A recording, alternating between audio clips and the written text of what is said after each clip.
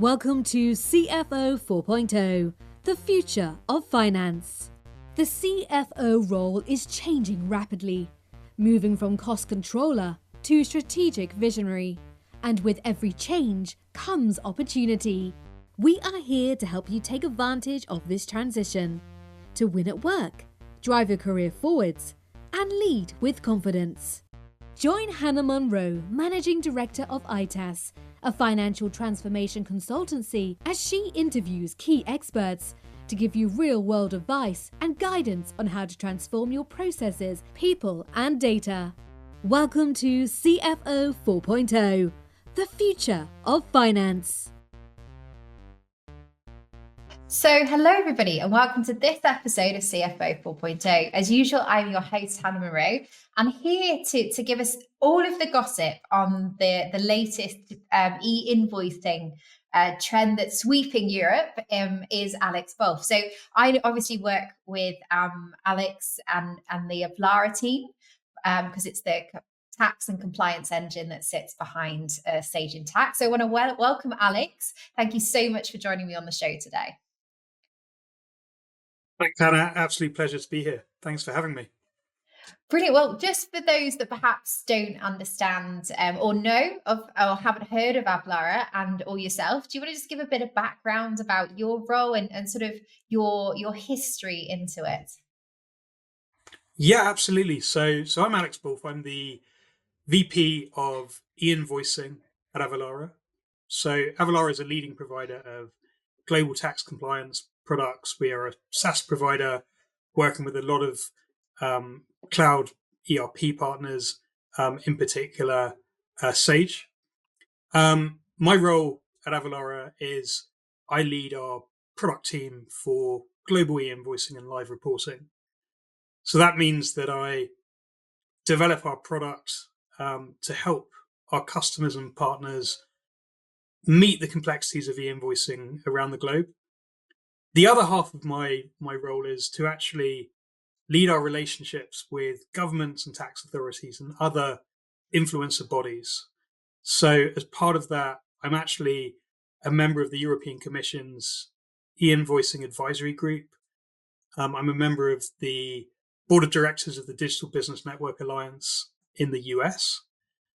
And I also work with a number of different tax authorities and governments around the world discussing e-invoicing models as they look to roll out e-invoicing in their local economies.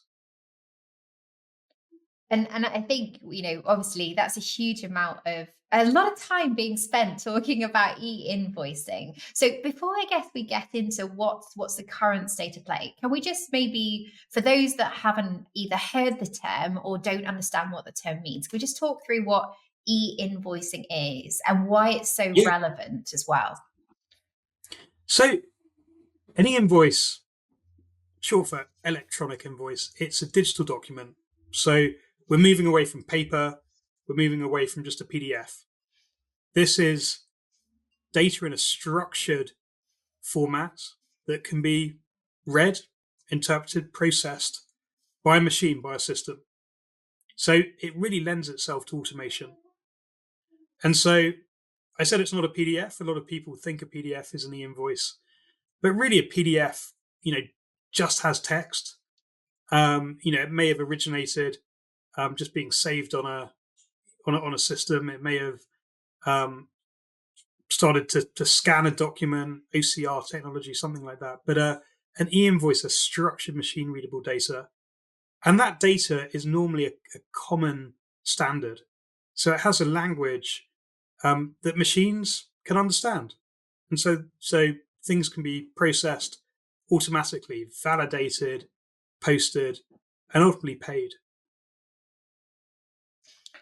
And there's been it actually got mentioned by Rachel Reeves, I think, in a recent speech. So tell us a little bit about how it applies in the UK, but also how it applies internationally. What is it?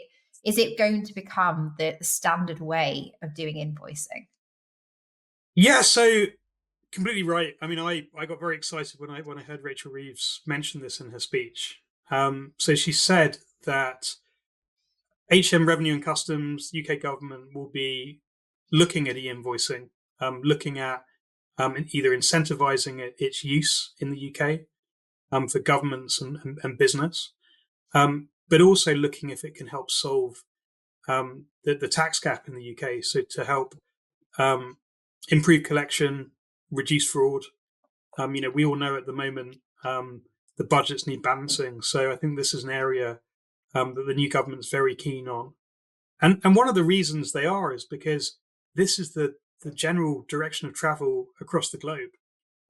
If you look at Latin America, countries like Brazil, Chile, Mexico, they've had e-invoicing for 15, 20 years. It's just part and parcel of doing business in these countries. And that gives governments, tax authorities, real-time visibility on every single business, every single transaction. Even when goods move from one state to another in Brazil, there's real-time data that's submitted to the different authorities and an approval is given. So it's only natural, I think, that the UK government are looking at this. But historically, the UK has been lagging behind other major economies across the globe. If we look to the EU, Italy was the first country to implement e-invoicing for businesses back in 2019. And today, every single Italian business has to issue an e-invoice in a very specific format. They need to send that to an Italian tax authority platform called the SDI. It's validated, it's approved. And it's actually the Italian platform, the government, the tax authority, that then make that invoice available to the customer, to the trading partner. So really changing the traditional supply chain, changing how businesses interact with their customers, changing how they interact with their suppliers and vendors. But because they have that visibility, they can really drill down into the data. They can spot errors. They can spot fraud. Every single business has a unique identity that's evidenced by a digital signature or a validation of their unique VAT number.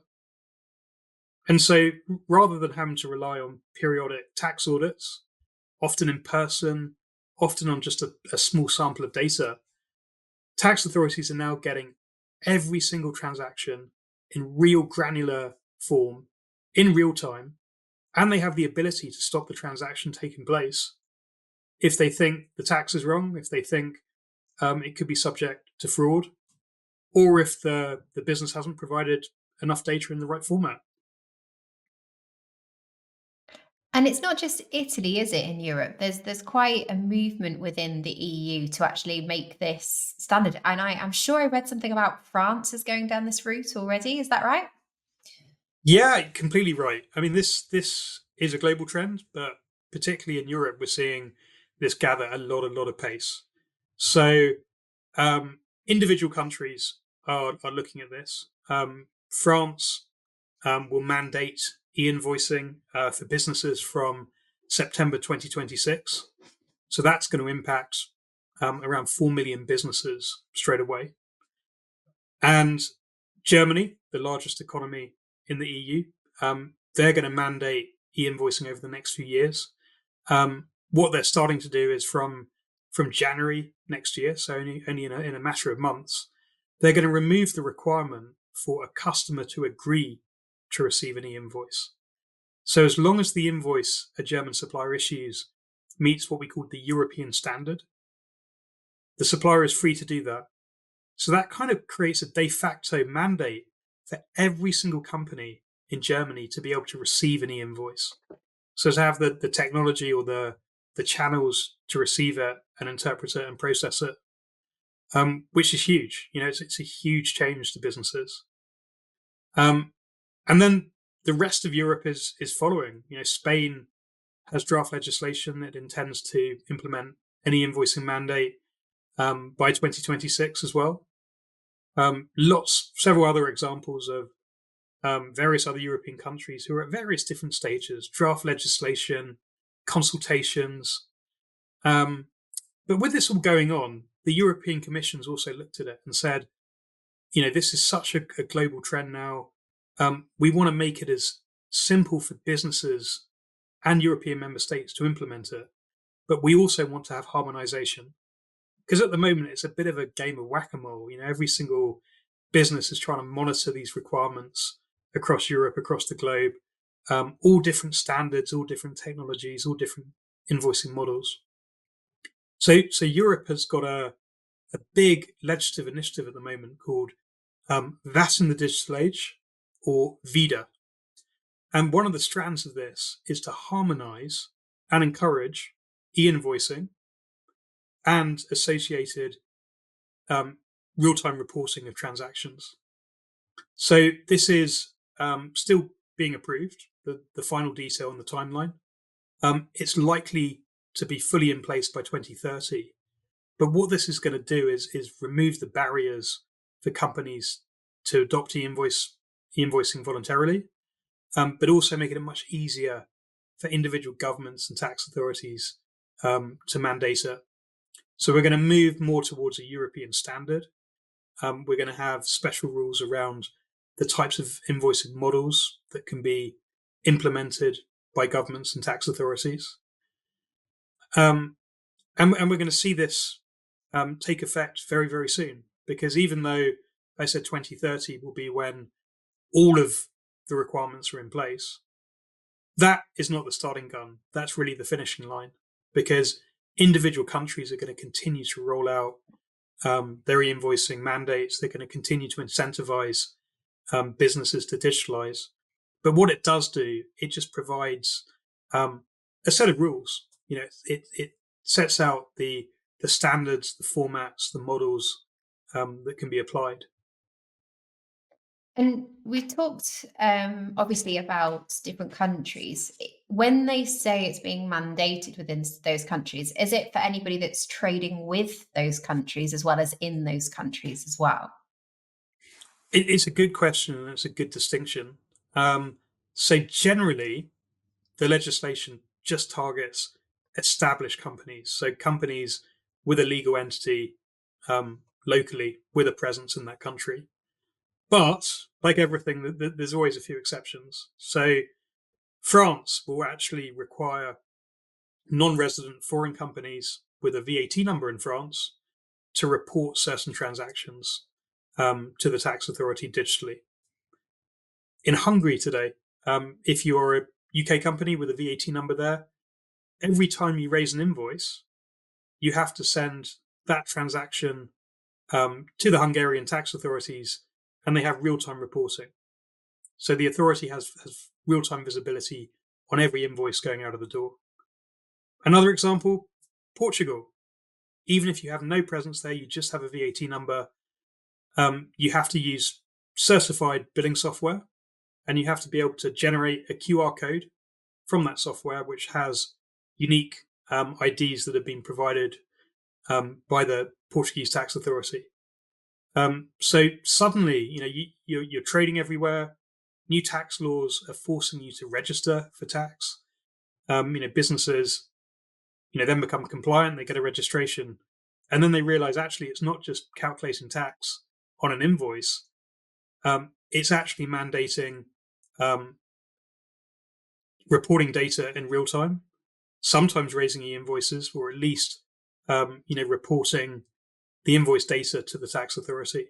The quite fun thing about Portugal is they put a QR code on the invoice, and they have an app that consumers, you and me, can just get out our smartphone, snap the QR code, and you get registered in a lottery, and you can win a sports car. So they're actually turning normal consumers, in retail situations, into tax inspectors.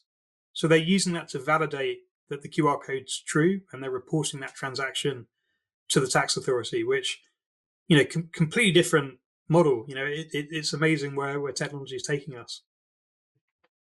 And I think that's a big shift. If we think about, obviously, in terms of how we're going to operate. So does that mean that we won't have the traditional printed or PDF invoices moving forwards? Will it just go from system to system? Is that the ambition?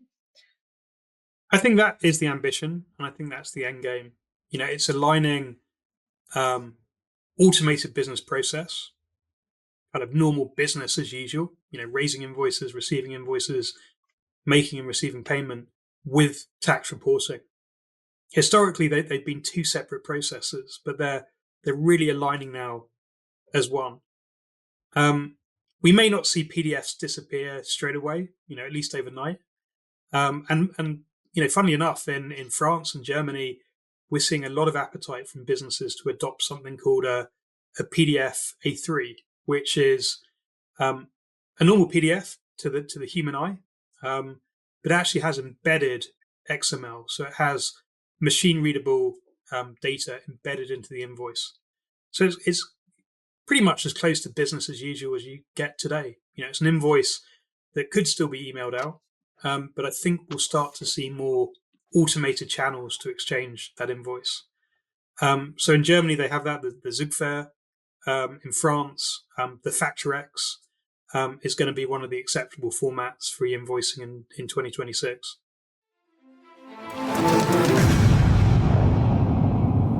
Now, for the £1 million question. What is the best finance software for your business? Is it A, Sage 50? Is it B, Sage 200 Standard? C, Sage 200 Professional? Or D, Sage Intact?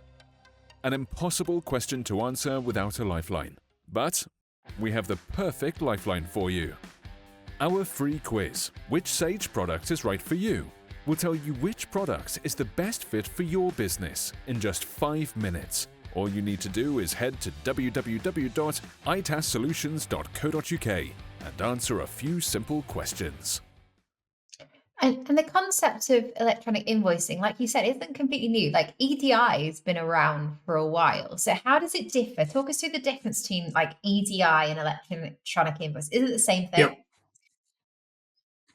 So e-invoicing is kind of built on the heritage of EDI. EDI, as you said, has been around 20, 30 years, even before that. But what it tended to be more between different parts of a supply chain, point to point, system to system, between, for example, a manufacturer and a distributor, or a car manufacturer and a car parts provider. So very much point to point, quite a manual process to set that up. Really just joining the systems, putting piping between two individual suppliers, or maybe suppliers within a specific industry. E-invoicing, is building on newer technologies. Certainly, new technology around digital identity, validation, security. But also it's really bringing it to the mainstream, which means point to point no longer works. EDI is quite a legacy technology. So e-invoicing is creating more open networks and open ways of sharing e-documents like e-invoices with trading partners across the globe. And so it's tax authorities and other standards agencies that are creating interoperability. So even if you have different systems, different ERPs, everyone can issue and receive an invoice that they understand, they can interpret, they can process, without the need for all these manual individual point-to-point connections, without the need to actually even have service providers or ERPs create all of these individual connections. And we've talked a lot about aligning data structures, like the formats in how we're going to send information between systems and the importance of that, and obviously the EU initiative. But what about the data? For instance, obviously, if you've got a supplier and a customer and they're using things like different product codes or stock codes, how does that feed into all this? How does that work? Very good question. So for e-invoicing, it's not just harmonizing the format and the language of the invoice, so the structure, the field names, the format, but it's actually the content of those fields. So individual countries will have their own code lists, so their own taxonomy So governments, tax authorities, and businesses can interpret those codes, and they understand what they mean. So, starting to leverage standards around, different tax types, exemption types, classifications of goods, services, statuses that say, where in the payment life cycle you are. Are you approving an invoice? Are you rejecting it? Are you processing it? Are you arranging payment? Have you made payment? The ability to have these harmonized codes also lends itself to interoperability because you're speaking the same language. People understand those codes, not only within a country, but also cross-border. There's a lot of activity cross-border nowadays. The globe's getting a much smaller place, so big open global networks like PEPL, like the Digital Business Network Alliance's B2B Digital Highway. This is opening up the ability for companies to trade cross-border, issue an e-invoice with codes that everyone can understand and process and pay. And we've talked a lot about Europe on this conversation. What about, you mentioned obviously Brazil and Chile and all those, but what about the US? Is the US following suit? Are they going down this route as well? So the US is a very different situation because you have the complexity of the federal government and all the individual states. So it's very unlikely that we'll see a federal level mandate for e-invoicing. Really, that would have to come from individual states at a state level. But that said, what we're likely to see is just businesses adopt e-invoicing more broadly. Just like businesses started adopting email, they will use technology to advance their business, to streamline processes, to save money. And actually, that's one of the reasons that the Digital Business Network Alliance evolved. The Federal Reserve banks of Minneapolis, Chicago, working together with the Business Payment Coalition, big collection of ERPs, software providers, banks, payment processors, even EDI companies as well, were looking to solve a problem that in the US, e-invoicing hasn't really spread as fast as other countries because there hasn't been a single standard. There hasn't been interoperability. Hundreds of different formats and standards. And in fact, some companies, just to get their invoices out, they have to interact with hundreds of different platforms, portals, proprietary procurement channels. We've all seen this. Go to a website, upload an invoice, type some data in, join a procurement network, sometimes having to pay to do that. And those have created natural barriers. So the Digital Business Network Alliance have created a common standard for the US that can meet the complexities of US taxation. There are over 10,000 different tax jurisdictions in the US. There's tax at federal level, state level, municipality level, even counties, parishes, different taxes on different industries. So an invoice standard for the US has to be able to cope with those complexities.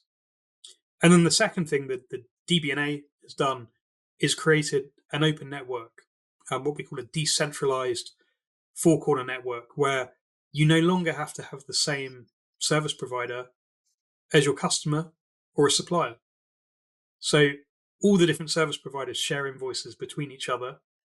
Almost like you'd use your mobile phone, send a text message, pick up the phone, call a friend. They may be on a different network, but you can still interact. You can still exchange messages and voice.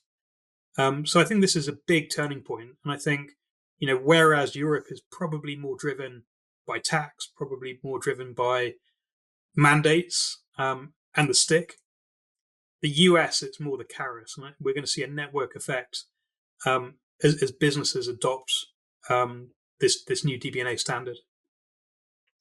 I can definitely feel that in US, and yeah, I have lots of experience working with the complexities of the US tax system. I always amazes me, and it's why obviously we work with Avalara so much for our US clients, is that lookup of the various different tax codes.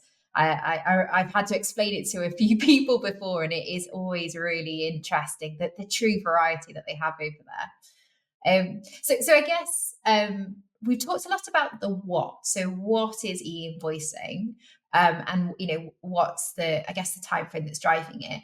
Let's just discuss a little bit more about the why. So why is this becoming such a big movement across the globe? What are the benefits that the governments are trying to achieve as they go through this? So there's two main drivers why governments are introducing it and incentivizing it. One is tax. The tax gap, the VAT gap, is huge globally. In the EU alone, at the last count, was around 93 billion euros. Globally, that's probably closer to about $500 billion. So, really big amounts, which tax authorities want to reduce. They have limited resources. They want to use the latest technology. They want to use data analytics, machine learning, even AI. But in order to do that, they need access to data and more meaningful, granular data quicker. A VAT return is just too little, too late. It's submitted monthly or quarterly. It could be 9, 10, 20, 30 boxes of information, generally very summary level. So if there are errors, even if there's fraud, it's unlikely that's going to be spotted just through submitting a return. And then, an audit maybe in person. Again, that's too little, too late. If there's fraud, that fraudster's already gone on and moved on to the next opportunity. So e-invoicing provides that ability to step in the middle between the supplier and its customer, the two businesses. It gives the ability to receive rich granular data. It gives the ability to audit in real time, to validate, to run multitudes of different tests. Again, in real time, we're talking in milliseconds, due to technology. And then actually there are longer term benefits tax authorities want to realize as well. They are very keen to start pre-populating VAT returns. France actually mentioned this when they announced the invoicing mandate. They said, look, we'll be in a position with all of this data to actually prepare the return for the business, and then they will be the ones that actually approve it, flipping it around from today's approach. And we've seen this already. I mentioned Chile. In Chile, the tax authority do prepare the VAT return based on that e-invoice data they receive. So it just shows the importance of getting that invoice right, the right data, the right tax, because there's real-time visibility. And then the second thing, the second big driver is just process efficiency, digitalization. Governments want to digitalize the economy. They want to create the conditions for businesses to thrive. They want to reduce costs, in particular for smaller businesses, SMBs. So e-invoicing is seen as a way of reducing costs. There's a lot of studies that show the cost of an e-invoice is much less than the cost of traditional paper and PDF. A lot of people think, really, is that really true? But it's all of the manual processes around that. All the different touch points, different teams, printing invoices, posting invoices, invoices that get delayed or lost, scanning, storage, but then the whole process of getting them onto an ERP, data entry, review, transposition errors. There's a lot of manual processes there, which just add different layers of cost.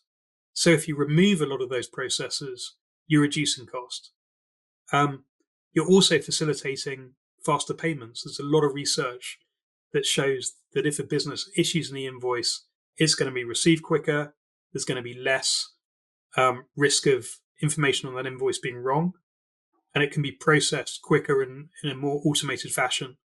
So, improving payment time, improving cash flow.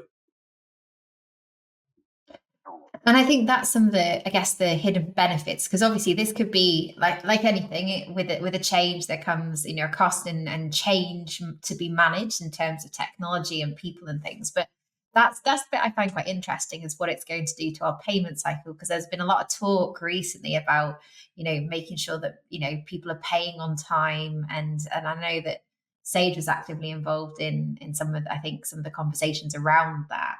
So is there any research to support the fact that this e-invoicing might speed up not just the payment, but also the communication between businesses as well? Yeah, I think absolutely e-invoice lends itself to faster payments. Again, because it's machine readable data, it lends itself to automation.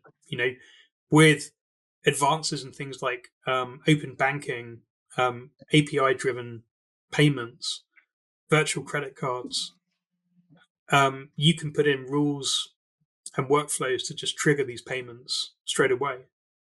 And a lot of the normal reasons for delays in payments, invoices getting lost, delayed, sitting on someone's desk. If these now flow from one business to another, almost in real time, they've already gone through several validation processes, the chances are that invoice is going to be approved.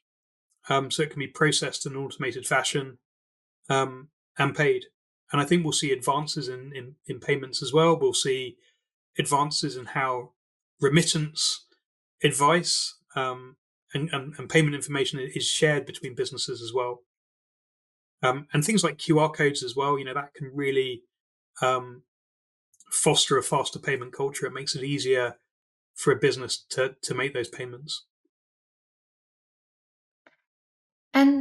And I guess the question then becomes is, how quickly do we in the UK need to start thinking about this? Is this something that CFOs, finance directors, and finance teams should be thinking about at this stage? Or do you feel like it's a good couple of years off for the UK? I'd say don't wait, be proactive. But if you're a UK business with operations overseas, it's likely that you're already going to have to comply with the invoicing and embrace it. And if you don't today, you will in the future. The wave of new e-invoicing mandates that are being brought in across the globe. Almost every single week another country announces this, and this is really every single region across the world. So maybe historically, a UK CFO would have said, well, yeah, there's e-invoicing in Italy. I'll let my country manager there, my finance or IT manager deal with it. They can find a local provider, job done. But now, because it's just becoming a mainstream requirement, companies have to look at this strategically. This is a core business process. So naturally, businesses are now looking for a global, scalable solution. They're looking to select, single service providers and treat them as a real partner. Just like you'd have a single ERP across the globe, maybe with some localization for each country.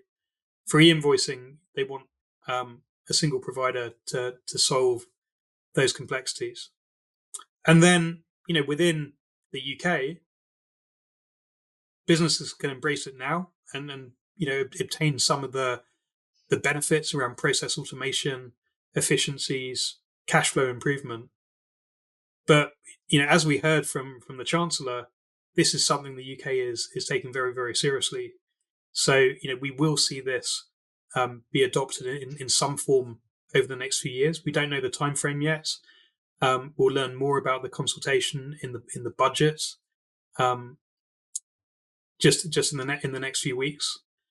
But then actually, the UK may also be influenced by VIDA, that European initiative I mentioned, because due to Brexit, Northern Ireland is part of the EU, the supplies of goods. So it actually has to follow the VAT rules, and it will have to follow the VIDA rules. So if a British company is supplying goods from Northern Ireland into the EU, that will be subject to an e-invoice and real-time reporting to the authorities by 2030. So we'll see what happens. The UK may want to harmonise with European rules. It may deviate slightly. We have a European standard in Europe. We now have a British standard in the UK. But harmonisation is not a bad thing when it comes to e-invoicing. It's all about interoperability. So hopefully different countries, regions are harmonising. We're moving together so we can actually embrace e-invoicing. We can exchange more documents cross-border. We can accept them, receive them, process them. And I guess so the question then becomes, right, we obviously know that we need to have this on our agenda and be aware of what's happening. What is it that we need, that finance teams need to be thinking about at the moment? What are the key steps that they need to go through to prepare their data, their technology, their people for this mandate that's coming? So first of all, I'd say, just have a look at, where you do business. How are you dealing with this today? Are you in compliance? And is the approach you're taking locally scalable when this becomes a global issue, which it is fast becoming one?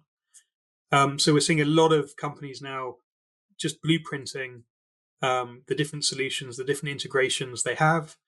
Maybe some of those were almost sticky plaster approaches. And, they're looking to consolidate that infrastructure, single provider, global single strategy. But then I'd also look at data. Data underpins successful e-invoicing. Technology, of course, is key. Companies will have to select an e-invoice service provider who has the technology, to help issue and receive e-invoices and provide, various value-add offerings around that.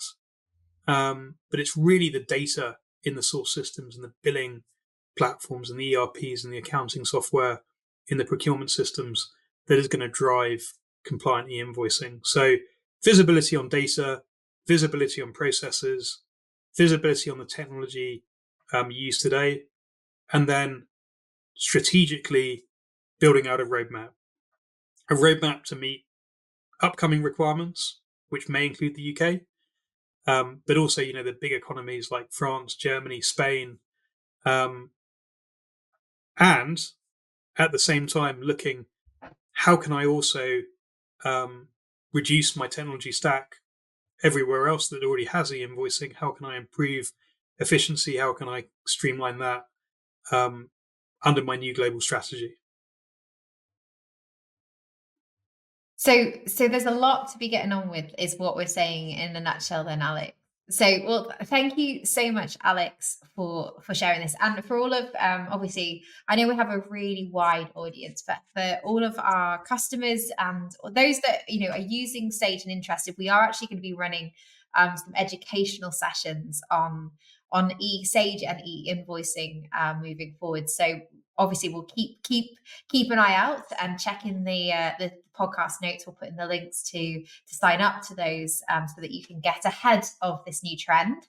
I want to say a massive thank you, Alex, for coming on and giving us some insight into both the current state of play, but also what's happening globally as well. And if people want to learn more about yourself, about Avalara and the work that you're doing, where's the best place to find you? So avalara.com, our website, please have a look. Lots of background information on e-invoicing, FAQs, blogs, articles, white papers, webinars on demand. You can sign up to receive more information as well.